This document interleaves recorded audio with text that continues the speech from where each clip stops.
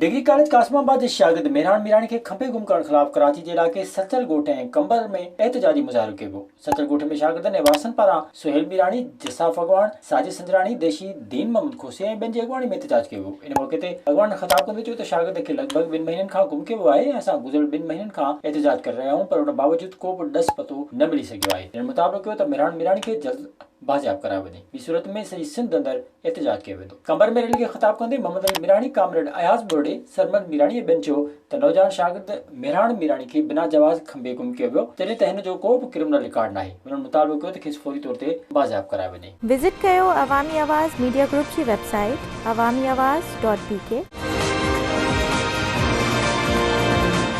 दौड़ में town committee के मुलाज़िमनि पारां पघारूं न मिलण ख़िलाफ़ 3 ॾींहं बि एहतजाजी रैली कढी प्रेस क्लब आॾो धरणो हंयो वियो। टाउन कमेटी जे मुलाज़िमनि गुलमी गुरचाणी, मुश्ताक बरी, शहबाज शाह ऐं ॿियनि जी अॻवानी में इरिगेशन ग्राउंड खां 3 ॾींहं बि एहतजाजी रैली कढी वई, जेका मोरो रोड बाज़ार ऐं शाही बाज़ार खां थींदी दौड़ प्रेस क्लब पहुती। मुलाज़िमनि करप्ट टाउन इंतिज़ामिया ख़िलाफ़ सख़्त नारेबाज़ी करे धरणो हंयो। मुलाज़िमनि जी हिमायत लाइ STP जे अली डगारी, SUP जे गुलाम कंबर मरी ऐं ॿियनि पिणु शिरकत कई। इन मौक़े ते मुलाज़िमनि चयो त उन्हनि जूं पघारूं बंदि करे हिननि जे ख़ानदाननि सां मज़ाक़ कयो पियो वञे। आख़िर में मुलाज़िमनि चितार ॾींदे चयो त असां पंहिंजा हक़ ज़रूरु हासिलु कंदासीं।